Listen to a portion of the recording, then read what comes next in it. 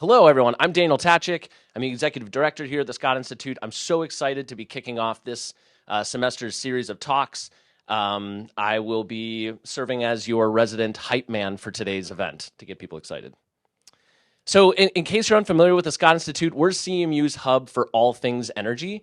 We want to grow research, we want to grow entrepreneurship, and we also want to create a sense of community around energy with events such as today's. So we provide seed funding for new clean energy research each year. We also provide support for new research initiatives. So you might imagine we have hundreds of faculty affiliates spread all across campus. I'm seeing many of you in the crowd right now. We serve as sort of the coordinating point to make sure that all those parts on campus that are working on energy are talking to each other and creating new collaborations and finding new ways to work together to do amazing things. At the end of the day, what we truly care about is encouraging the development of breakthrough technologies and policies that accelerate the transition to a low carbon energy future, which I believe everyone in this room can get behind. If you're not already signed up for our email list, this is the easiest way to find out about all things happening on campus, all across campus happening in energy, whether it's a new event, a new paper that came out, someone is being recognized for an award. We send this out just once a month, so we're cognizant of people's busy inboxes. We're not going to spam you. If you're not already signed up for this newsletter, look at this. Our director is signing up for our newsletter this moment. Please sign up so you can stay up to date on what is happening here. Other ways to stay in touch, if you ever need to reach anybody at the Scott Institute, that first email address will reach everyone on our team. So if you need to get in touch about anything, just email that first email address. We're also on LinkedIn. We're also on Twitter, aka X, and there's our website. Okay, so many of you may be familiar that this coming March 19th through the 21st, it's not written up here, but if you scan that QR code, you'll have all the information, is Carnegie Mellon's Energy Week. It's the Scott Institute's flagship event, and this year we are going to be focusing the dialogue, the keynotes, the panel discussions. Ooh, this repeats. That's fun. Thank you, Kristen. We're going to be focusing the dialogue on decarbonizing transportation. So just a very, very short story about the genesis of this event that you're sitting at now. When we decided, we really want to focus this year on decarbonizing transportation, we kind of realized we're not going to be able to cover all of the amazing things that are happening at Carnegie Mellon around this topic. So our idea was, why don't we create an event or at least a series of events leading up to Energy Week that educates the CMU community in the region on many of the great things that are happening at Carnegie Mellon in decarbonizing transportation. So you can think of today as sort of a warm-up leading up to Energy Week.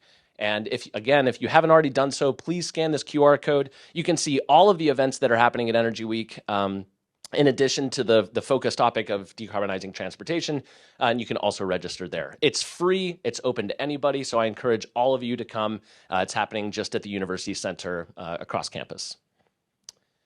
So with that, I would love to invite Kostas Samaras, the Scott Institute's new director, up to share a few remarks. We're so excited to have Costa back from the White House. He spent the last couple of years serving in the Office of Technology, Science and Technology Policy, doing amazing things there, developing policies and helping drive decarbonization at a national level. So we're very happy to have him back. And then just the cherry on top, he also happens to be a very highly regarded, highly cited researcher on decarbonizing transportation. So Costa, please.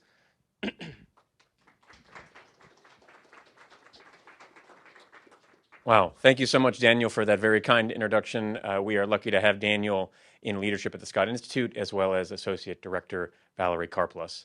I'm Costa. I'm the new director of the Scott Institute, and I'm thrilled to be here back on campus. As Daniel mentioned, I spent the last 2.5 years in the White House as the chief advisor for the clean energy transition. And I am excited about the work that the Scott Institute is doing to enable a rapid shift to clean energy, net zero emissions, and a clean energy economy that works for everybody. So with your help, as Daniel was talking about, we are going to do big things at the Scott Institute. So here's the overarching vision, and it's pretty simple. There's only 3 things. We're going to raise the visibility of the Scott Institute on campus, locally, regionally, nationally, and internationally as the leading clean energy institute, doing the type of systems level, deep tech work to enable a clean energy economy for everybody. We're going to grow and accelerate clean energy research and entrepreneurship right here on campus. And we're going to create new opportunities and expand resources available to the CMU community for folks working in clean energy. So I know we want to get to our program, but as Daniel mentioned, I'm a researcher at heart, so I want to do a little bit of quick research here. All right, so show of hands, and spare me the groans. Who here has heard of the Bipartisan Infrastructure Law and the Inflation Reduction Act? All right, so most people, but still some hands down. Now, who feels like they have a good handle of what's in there for transportation decarbonization and environmental justice? One hand, two hands. Okay, our panel has raised their hands. That's good, because that's what they're going to help talk about. We had a couple other hands in the audience, but I want this community to know, you all are the community of experts that then is, has influence in your broader circles and connections about what is possible with the existing opportunities from the federal government, but then what is still needed to come next. So in the Bipartisan Infrastructure Law and in the Inflation Reduction Act, you may know that there's a build out of 500,000 charging stations in communities around the country. Great. You know that there's $5 billion for electrifying transit buses. And we have a Scott Institute PhD student researcher, Sophia Martinez, who's about to publish a paper on that exact topic. You know that there's $5 billion for electrifying school buses, so kids in communities can stop breathing diesel particulate emissions, which is bad for everybody's health. You know that there's nearly $10 billion in electrifying postal vehicles. These are vehicles that travel the same routes every day and can park in a depot at night, also reducing emissions in local communities. You know that EV tax credits, a subject that Carnegie Mellon has worked on for 15 years. And one of the things that has always been said is we should make these available to used cars so that everybody can have an opportunity to get these. We should make these available right when you buy the car, so you don't have to wait for your tax refund, and if you might not owe the amount of tax that the credit is providing. Well, that's all in the Inflation Reduction Act. Also, green infrastructure to cool down cities and protect vulnerable communities. Electrifying ports, right? So you don't think about port as a decarbonization mechanism, but a lot of freight traffic comes in through a port. There's lots of air pollution that happens in ports, so you can electrify ports. You can really make a big difference in communities. Funding for something that's very near to all of our hearts here, funding for streets, transit, walking, biking, rolling, and safety on streets so that people can take other modes of transportation besides a single occupant automobile. And then finally, a $27 billion greenhouse gas reduction fund that reinvests in communities to advance environmental justice and make sure that this transition works for everybody. So I could go on and on about the Bipartisan Infrastructure Law and the Inflation Reduction Act. And I promise you, if you come to Energy Week, I will. But a lot of what is in there is because of the research that folks like this have been doing here. And that's what makes Carnegie Mellon really, really special. So I'd like to introduce our lead moderator and Carnegie Mellon leader, Karen Lightman. She's the executive director of CMU's Metro 21 and Safety 21. Karen's an internationally recognized expert in building and supporting communities based on emerging technologies. Now, when the Department of Transportation Secretary Pete Buttigieg was here on Friday, that Karen helped bring to campus, he mentioned all of the great work that Carnegie Mellon is known for in transportation. Stuff like smart cities, advanced technology, safety, energy. That's no accident. It's because of leaders like Karen and Chris Hendrickson and Raj Kumar and this entire CMU community that we have built an international reputation of leaders in transportation, and that's what we're going to hear about today. Please welcome Karen Lightman. All right. So if my panelists can please join me up here, that would be awesome. Yeah, just come on in. So I'm not going to give myself too much of an introduction, but I wear two hats. One's on Smart Cities with Metro 21, and the other one is Safety 21, which is the U.S. Department of Transportation National University Transportation Center. There's our logo. We've got really great partners across the country. We're focused on connected infrastructure and autonomous vehicles. And we have a newsletter that goes out. It's like a little blog about all transportation articles. I send it out every Thursday. Transportation Dispatch comes into your inbox. Check it out. Sometimes I throw in a little fun article just to see who's reading. Sometimes I get attention. I love it.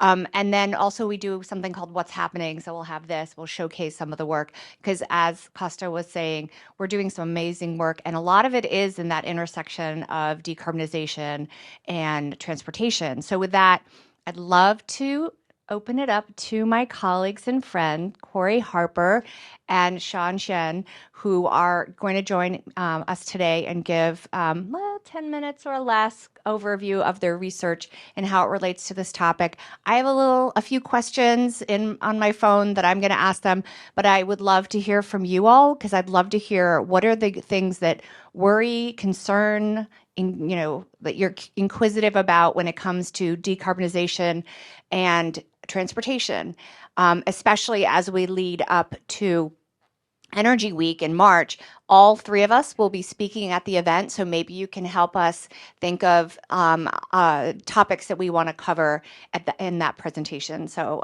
let's co-create this together. And with that, I'm going to hand it over to Sean. No, to Corey. Corey, who has, yeah. All right. Well, good morning, everyone. Thanks for the introduction, Karen. So I'm Corey Harper, assistant professor, civil and environmental engineering. I'm also jointly appointed Heinz School of Information Systems and Public Policy. I do a lot of research looking at emerging trends in transportation, so autonomous vehicles, micromobility, and I try to better understand how they impact infrastructure as well as people and communities. So today I'm going to talk to you about some of my research, how it relates to transportation decarbonization, and how we can transition from the transportation system that we have today to one that's smarter, more sustainable, and that's better off for communities. All right, so if we look at this graph, it captures some important components of what I think make up a smart city, right? So if we talk about smart economy and living, we talk about giving people access to better job opportunities. If we talk about smart design, it talks about building cities with pedestrian safety and people at the forefront. If we talk about smart mobility and environment, it talks about reducing congestion and greenhouse gas emissions in our urban areas. And if we talk about smart governance, it talks about those policies that shape the sustainability of our transportation system. And today I'm here to walk you through how my research can help us advance towards the smart city that I just described. So in this picture, we have some major components of a smart city. So in the blue, you have your transportation system components, and in the green, you have the components that interact with the transportation system and vice versa. My research looks at the links between these components. So for example, my research on automated freight helps us to better understand how platooning technologies could impact traffic flow. And my research using high-resolution rainfall data helps us to better understand how heavy rainfall events impact congestion. And people at the top of this list because the goal of my research is to, as I said before, look at emerging trends in transportation and look at the impacts to people and communities so that we are more equitable and better off in the future. So here are the superstars that do a lot of the research in my research lab. So I run the Future Mobility Systems Lab. I direct that lab. Here's my core research group right here. A lot of talented students. So they all focus on different things. So Zufang, he looks at micromobility systems. I'm going to talk about some of his work today, but he tries to better understand how we can get people out of private vehicles and people into more sustainable, active modes of transportation. Mateo, he does a lot of cool work looking at last mile delivery and ride sharing. He did a really good study looking at how transitioning from in-person grocery shopping to more online grocery shopping could impact sustainability and congestion within our communities. I know during COVID, a lot more people started to use e-commerce platforms. So how does that impact the sustainability of our urban environments? So we're trying to understand that. Lily, she does a lot of transportation systems and decision analysis. She worked at NREL and she developed a method to better understand gaps in the National Electric Vehicle Infrastructure Program. So all those charges that are going out onto our highways, where are there gaps, where are people left behind? We're trying to understand that right now. How Ming, he does a lot of equitable transportation automation. So he tries to better understand how different policies, fleet sizing, pricing policies could impact people's ability to get access to connected autonomous vehicles. Sophia, she's looking at vehicle electrification planning. So she's trying to better understand how in the face of supply chain shortages for different critical materials, where we should be investing our resources, which transportation mode. And Elizabeth, she's looking at the intersection of equity and building, so transit-oriented development. What has that done to low-income communities? We've done a lot of transit-oriented development, particularly in East Liberty. Has that actually given low-income minority populations access to transit, or has it just displaced those communities? Right now, East Liberty's pretty well-off area. It's displaced a lot of communities. So what does their transit access look like before and after a lot of these transit-oriented developments come into place? So like I said, those are the superstars doing a lot of work. I'll present some research. I won't take up too much time, but here's a study we did a few years ago, looking at driverless cars, robocars, and how could they impact parking economics in our downtown urban cores. So here's how parking looks today in Seattle. So this is the city of Seattle. So on the edges, you have a lot of unrestricted parking, so that's in the yellow. So these are places where you can park throughout the day without any restrictions, without getting towed or anything like that. So you can drive up, there won't be any costs. Downtown, where you see that red box, those are the parking lots and garages in downtown Seattle. If you look at the legend, a lot of them are pretty full. You see a lot of green, a lot of dark green, which represents high occupancy. So right now, things in Seattle, people are driving from their suburban homes into downtown. They're parking downtown. They're making a lot of money, right? So right now we don't have any AVs downtown. What happens if we started to increase this AV penetration rate? And just to give you all some context, what we did here was we developed an agent-based model, made the AV search for cheaper, more distant parking, and we tried to better understand what the impacts would be to parking demand and parking economics in a downtown urban area. So at 100% AV penetration rate, you see all red downtown, all green on the outskirts. What's happened is all AVs have left downtown in search of cheaper parking. What this shows us is that there's enough cheaper parking, there's enough free parking available close enough to the downtown area that if AVs could, they would leave the downtown area. And a lot of this is because the cost of parking downtown is expensive. So the cheapest or most economical parking lot in downtown where you can park for a day is $7. The per mile operational cost of driving an AV or a car is about 25 cents per mile. So this takes into account fuel, depreciation, tires, things like that. So 25 cents per mile. So there would need to be no parking within 14 miles of one of these within the downtown area for AVs to even consider parking in the cheapest parking lot downtown. I don't know about you, but if I go to Pittsburgh, I try to park downtown for the day, it's about $25. So this is the cheapest parking lot, but what this shows is that there's going to be policies that need to be in place. Otherwise, a lot of the revenue generated from parking could disappear with autonomous vehicles. And since we're here to talk about transportation decarbonization, what happens to vehicle miles traveled and energy use? We see them go up slightly. This is because there are a lot more cars traveling in, out, and around Seattle than there are cars parked downtown. But I know a lot of cities are trying to meet climate change target emissions. So if we're trying to head in that direction, ensuring that these cars don't leave downtown, especially during peak hours of the day, would probably be a good idea. You lower congestion, and you wouldn't have a lot of these emissions that are generated from more distant and cheaper parking from these AVs.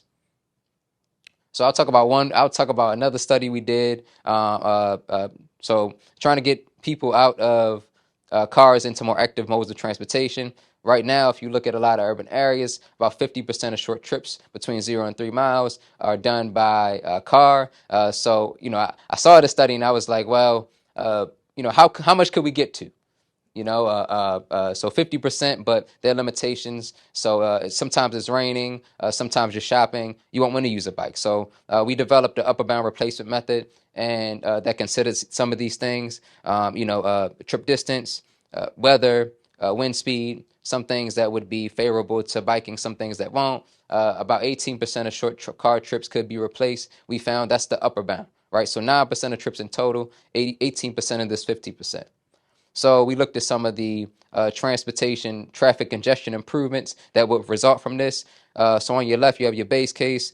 In red, those are some of the really severe links in our downtown urban area. So this is Seattle again. So we saw a lot of the highways, a lot of the bridges, a lot of the intersections where there are traffic light stop signs, they have a lot of traffic right now. And if we start to replace a lot of these short trips with micromobility modes, we can see a lot of increases in travel speeds. So getting people out of cars into more active, sustainable modes of transportation is really good for congestion. For example, in our upper bound scenario, we see increases in travel speed greater than 10%. And this is if you have bike lanes everywhere. Now, in terms of emissions, we saw really low impacts, disproportionately low impacts to emissions. Bikes, things like that, they're going to mostly be able to replace short trips. A lot of your emissions during peak hour come from long trips. So even if you get to your upper bound, we're seeing only a 2% decrease in emissions. So 98% of your emissions that still exist today, if you got to the upper bound, would still exist. And what this shows you is that you need to do a lot more than just get people out of cars and into bikes. You need to electrify cars, you need to electrify buses, trucks, and you need to find a way to extend commuter transit, right? So extend commuter rail, commuter bus, so you can capture some of those longer trips from people traveling from some of your suburban areas to your downtown urban cores. And finally, we've also done some EV charging infrastructure research. So these two pictures show you what EV charging infrastructure, the distribution in Pittsburgh on the left and Seattle on the right. And what you're seeing is that the EV charging infrastructure, the public ones, they're very concentrated in very few areas. So in Pittsburgh, near downtown, near University of Pittsburgh, near CMU. In Seattle, near downtown, near University of Washington, a little bit here and there, right? So what we're trying to do right now is we're trying to develop tools to promote more equitable deployment.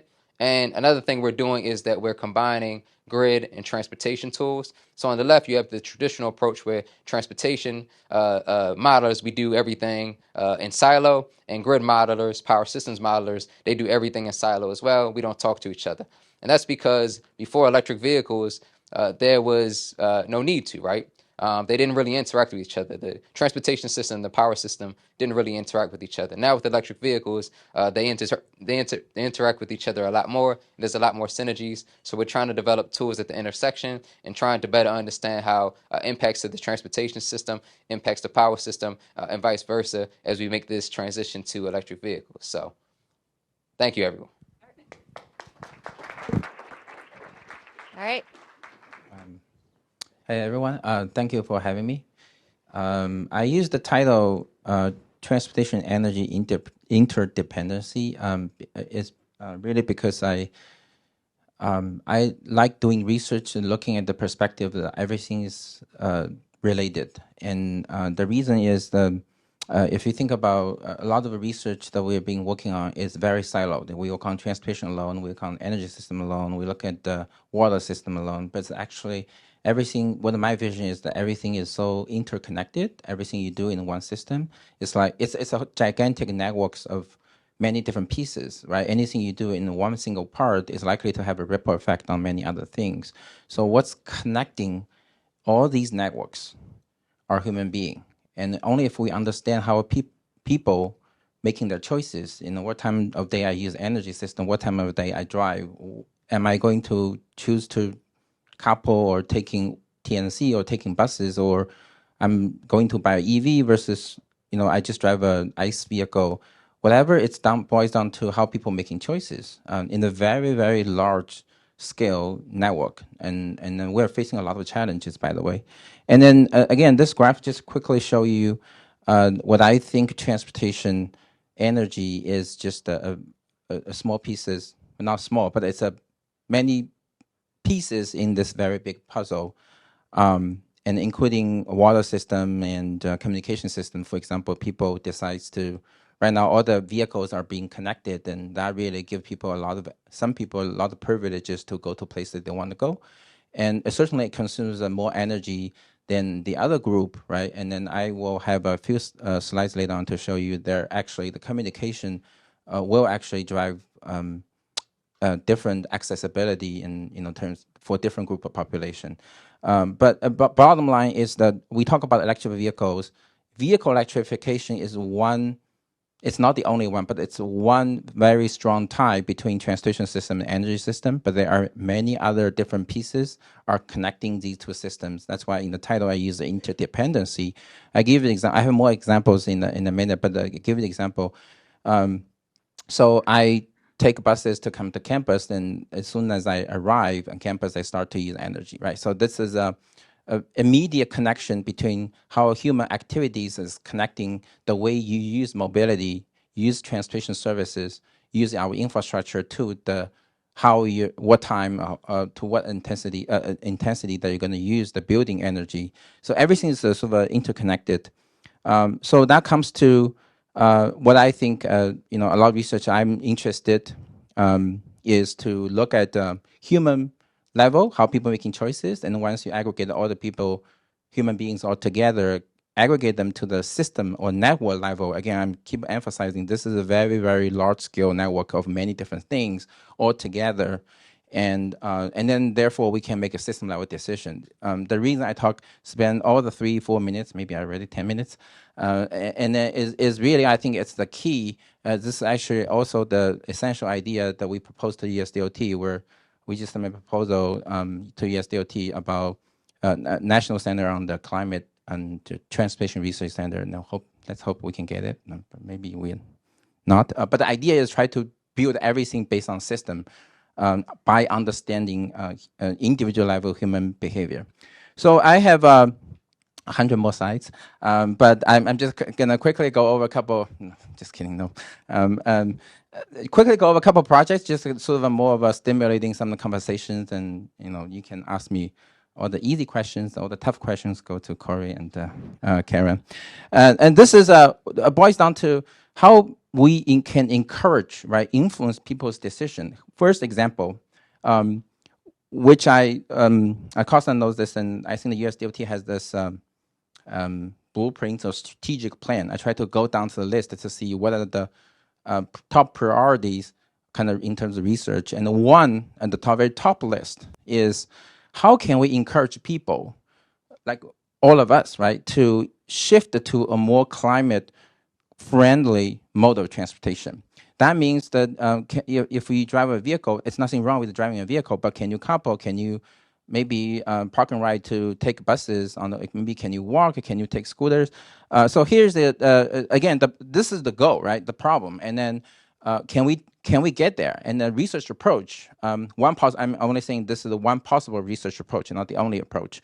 But that kind of what I'm interested. We've been working on is a very large scale system simulation, and it's a data-driven simulation. So the idea is that you can look at the Columbus, Ohio region, and then we try to simulate every single vehicle. There's roughly 1.4 million vehicles during peak hours, and as well as all the bus routes. You can get a sense of how big of a scale this is. And we are trying to model this 10-county region, all the vehicles by different vehicle classes, and also all the passengers and all bus stops, right? And then we have a lot of data, try to calibrate it. And then the goal here is that can we use data to understand how people behave at the system level, and then we can understand the system much better way. And then therefore we can propose some hypothetical policy suggestions, and then we can evaluate, we can quantify it at the system level. And one question the ODOT had was, we all know public transportation system was underutilized to some degree. Again, if we can ask people to shift to these modes, one possible way, of course, is to get people from origin to some of the bus stops much easier in a free or efficient, whichever way that you can get people there in an easy way, in convenient way, right? And that's sort of address the first mile last mobility problem.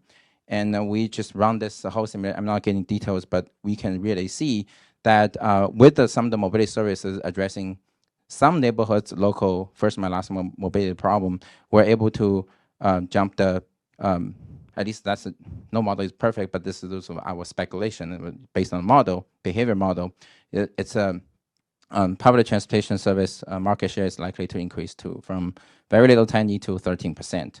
And you can also see that it's a significant reduction of CO2 based on the second, and again, everything is based on second-by-second vehicle traces throughout the entire network and by different vehicle classes.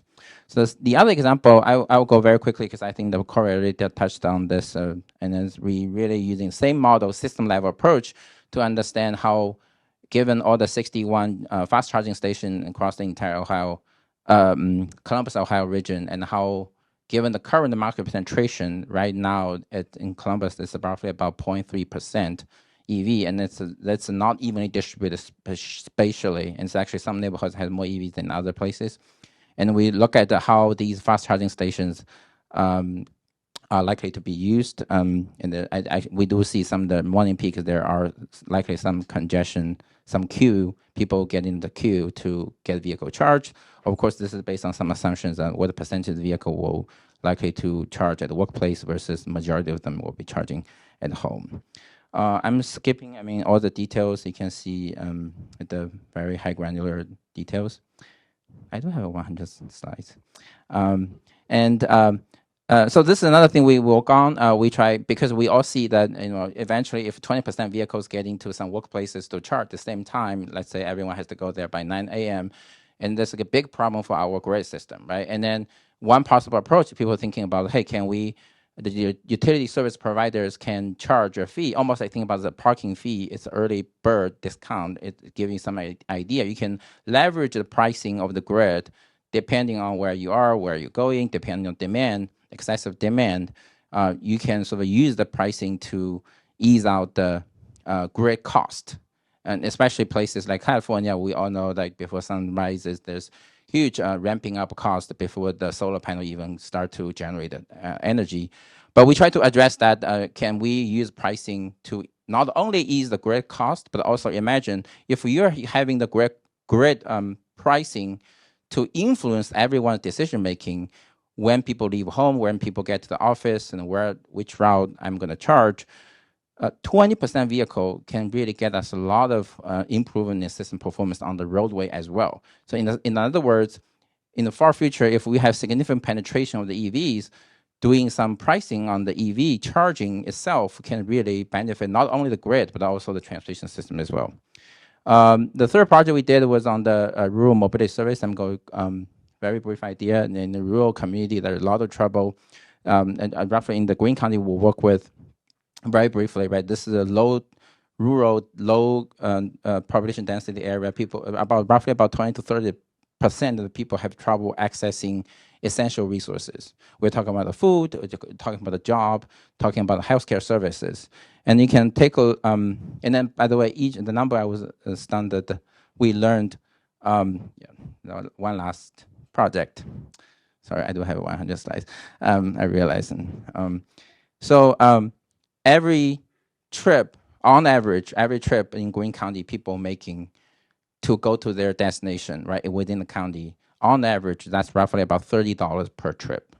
And this is very, very costly, right? And then you can see where people want to go. This is what we did a survey with based on the existing trips. And you can see how scattered these demands are across the entire county. And then imagine how costly this is to provide the service to get people to where they want to go with only a single occupancy vehicle by themselves. It's a very, very energy consuming. That's why Department of Energy sponsored the project. And again, we try to come up with a solution that design a hybrid service. It's a hybrid of fixed route versus on-demand services to fix some of the issues, but certainly I'm open to more solutions. I mean, Kevin keeps looking at me, so I have a panic attack. I'm done, sorry, I'm all good. I do have a couple slides, but we can talk about the panel discussion. You can share your slides afterwards. How's that sound? Yeah. All right, let's give Sean a second. Microphone. All right, that was fantastic. I keep thinking about equity. Like all the things you're talking about, how are these things going to be equitable? How are we going to ensure that we don't create this utopia of decarbonized transportation? It's just for rich people, right? So how are we going to do that, Corey? How are we going to make sure that all of this decarbonization of transportation is done equitably? So I think one of the first things we need to do from one of the pictures I showed was we need to get more chargers into different communities, more equitable distribution, especially in some of our disadvantaged communities. You know, right now we want a lot of people to adopt this technology. There are policies, for example, out in California saying that by 2035, all new vehicles need to be EV. A lot of car manufacturers are stating that they're going to phase out internal combustion engine vehicles and only produce electric vehicles. But I'm wondering where these people are going to charge their vehicles, especially people who are low income, live in apartments, don't have a consistent parking spot each day. Where are they going to charge their vehicles? So I think more equitable distribution of this charging infrastructure. So we need equitable distribution, and we need a lot more if we want everyone to adopt a sustainable mode of transportation.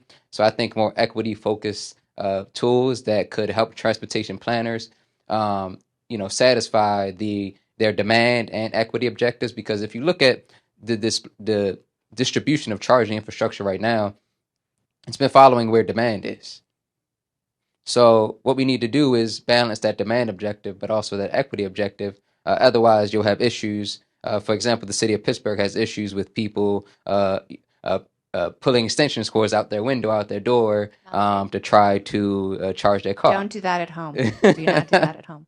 So, I think more tools, and I think that, there needs to be more research in other areas of the country too. A lot of research has been focused on California. That's really good, but they have a very unique political landscape. So I don't know if the applicability of the insights from these studies are going to be applicable to other regions. So making sure that we focus on other regions, get them involved too, could help motivate state, local, federal policy. Absolutely. Fantastic. Any thoughts you want to add to that, John, or can I ask you a different question?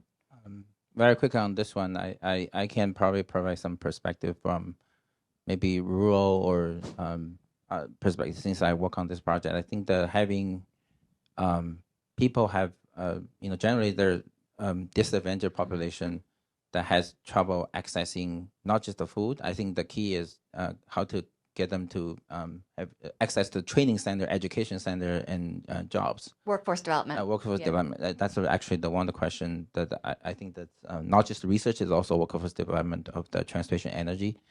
And the mobility is very critical part of it.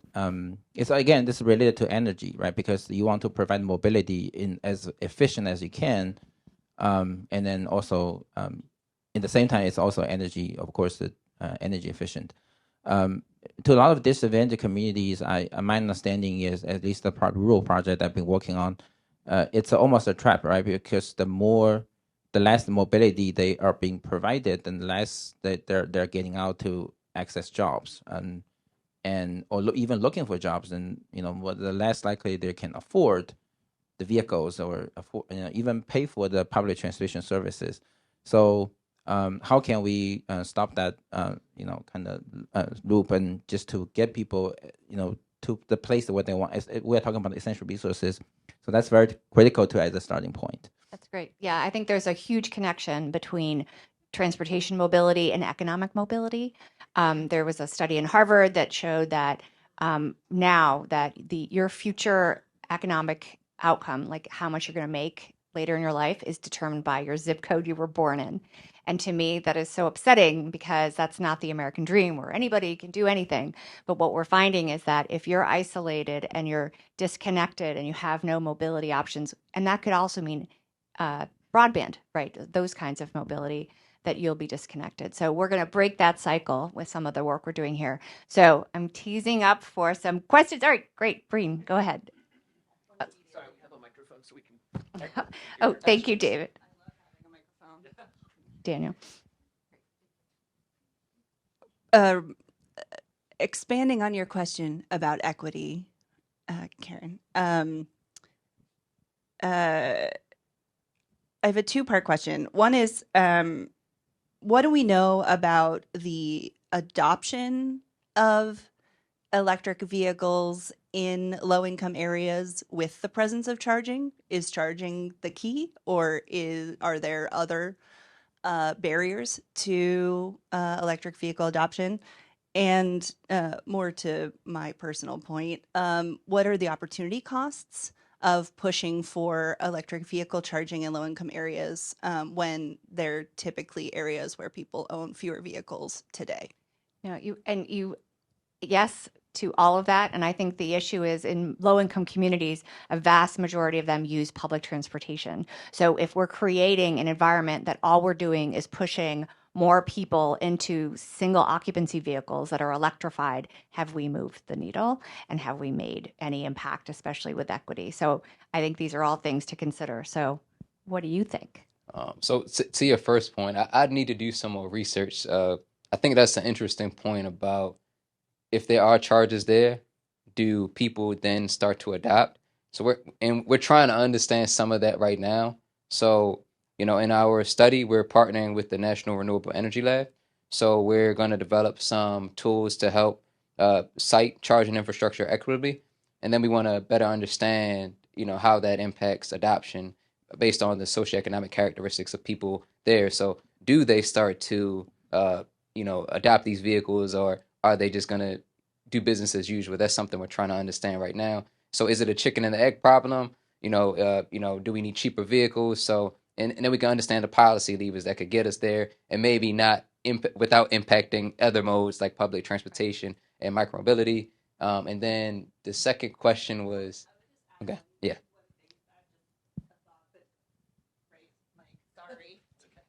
I would also add, would chargers before adoption be considered a symbol of, or I don't know what word I want, but a symbol of future displacement? That's an interesting idea. Is it an indicator of future gentrification, perhaps? That's an interesting idea. Yeah, yeah. These are important questions that we need to, research questions we should be addressing. Anything you want to add? I think it's also related to mobility service that you're providing. I know Bree worked at PRT before. So imagine that you have some charging stations not only for single occupancy vehicles also, but also for minivans, for vehicles, shuttle, or maybe even small public buses that providing mobility services to the local folks that also can help get people access to more resources. And but that in that way, the charging is not only for, and my point is the charging is not only for single occupancy vehicles, it's Right. also for Have that flexibility mobility of the grid services as well. I think that that's can important. encourage more mobility services in local communities as well. Thank you both. More questions. We have a few more minutes. Do we have any questions from any students in the room? I know saw we have a hand right here. Okay. Hi, I'm just curious, going along with the current conversation, when you're doing these studies, how much do you incorporate input from these disadvantaged communities? And is that something you feel like that you need to do more of to answer these questions, such as what was brought up in the front? Should I start? Yeah, go ahead. You have a slide for that? I have a slide but that's okay. I can't help. Sorry. I think that, again, speaking to the rural project I've been working on, the very first year we did is actually getting to the community to know what exactly they want. I think this is very critical. And then I want to point out that all the orange dots are where people went to based on existing travel trips that we have extracted from their existing transit services. But all the red dots, as you can see, these are the survey. When we did the survey asking local community, hey, where you want to go? If there were ideal $5-6 per trip shuttle services getting you where you want to go, right? What time of day? And then you can see how the discrepancies from the red dots from the orange dots. And I think this is one way if we only know these orange dots, then we will come up with very different system design versus if we're incorporating all the survey results. And this is roughly about, we surveyed roughly 800 local citizens. And then we're not going to places where people already have the private vehicles. These are what we consider as privileged population, right? So we go to places where people go to Walmart Center, taking the bus services, or maybe they need some help already. We work with local nonprofit organizations, stakeholders. They know where senior citizens, where veterans, where they want to help. And this is the result. And it was actually pretty surprising to me. And then our current system design, and we're doing the pilot right now in Greene County. And this is just shows that how important it is that we talk to local community. Great question. Any more from students? Do you have a question? Great. Yeah, hi. Thank you very much for the panel. I had a question regarding the amount of time, where is the majority of the time charging spent? So I have a couple of friends who have EVs back in Europe. I know most of the time, 99% of the time that they charge their cars is at home overnight. I was wondering if you had specific research that was showing any trends regarding whether the majority of people tend to charge at home versus at work, and if that you found was a function of where they were geographically. So maybe, I don't know, in California, people charge more at home, and in the state of New York and Pennsylvania, people tend to charge more in the city or at work. I was just wondering if there were any trends pointing in any direction. Do you guys have an answer to that? Corey? No? Yeah.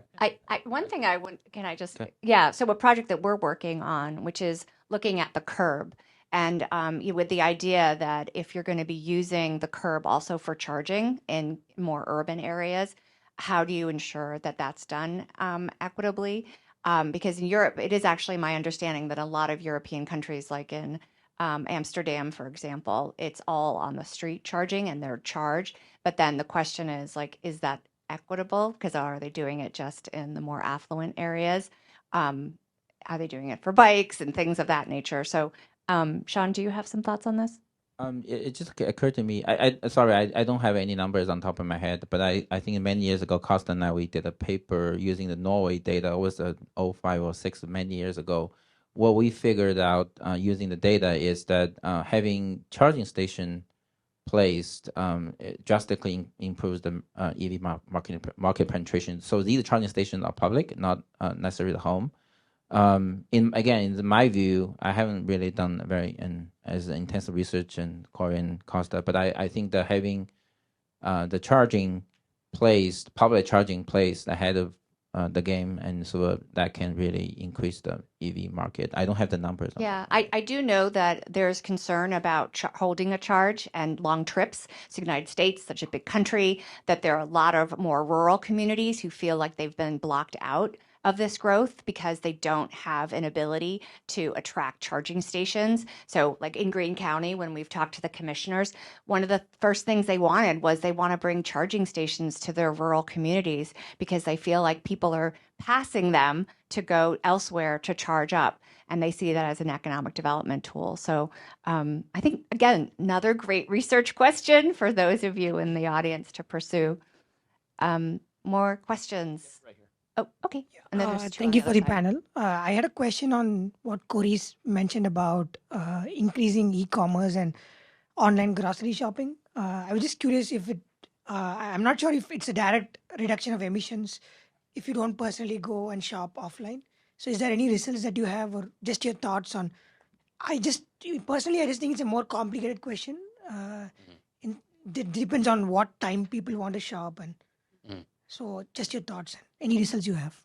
Yeah, so what we actually saw was that people switching, it just depends, right? So if you're going from, let's say, work to the grocery store to another destination, replacing that trip with an online shopping trip actually makes things worse, right? Because now you're creating more trips instead of that one trip that would have went there, right?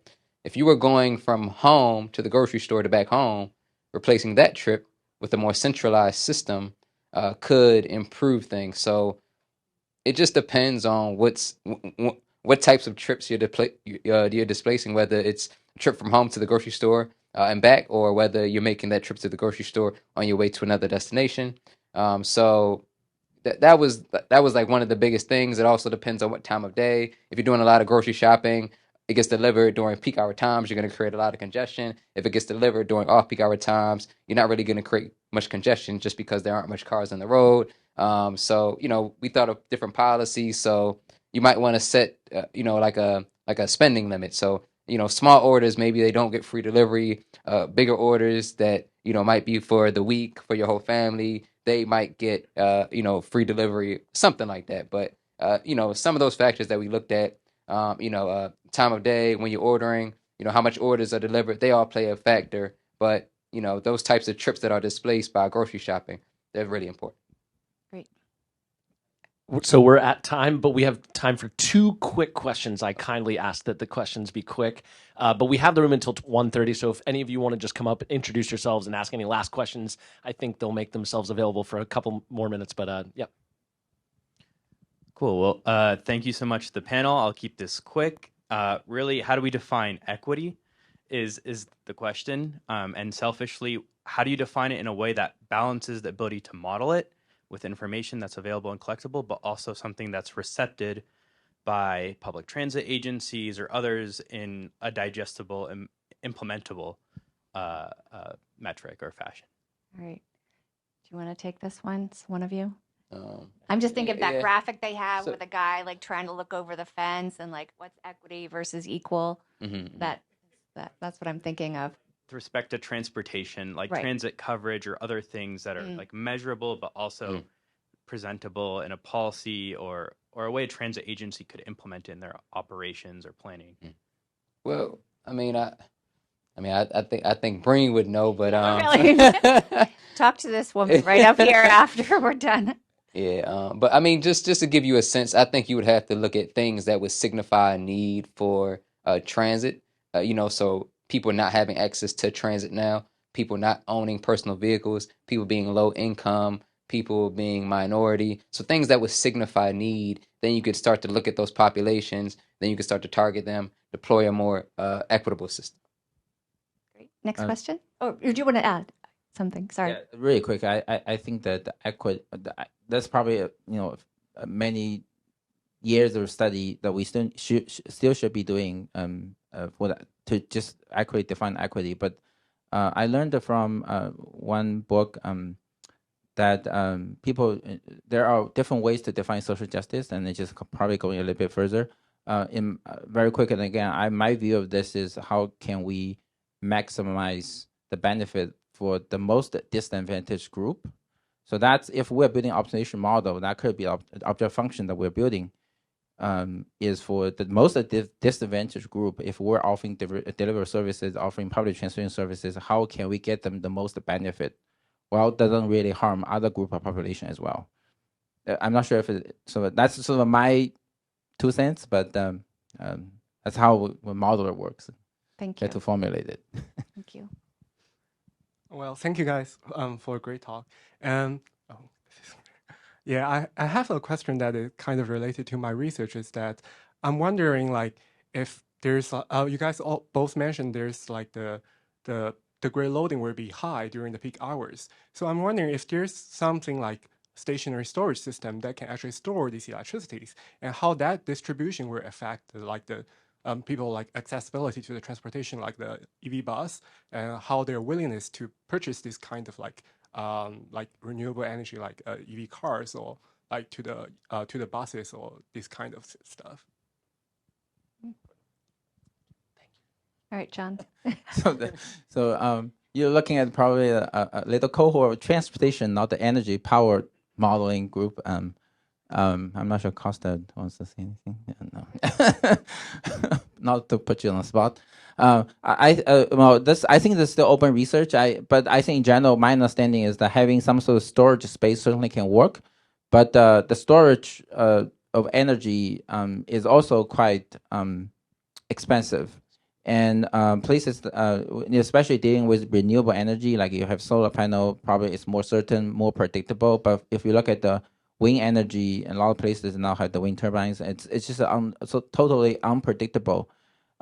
Itself is. I have seen some research questions. How do you trade off between storage versus generator? And because at the time you need it, and then you have the generator, and you buy the electricity on the market, it's usually very expensive. So it's a trade-off, and then we just have to.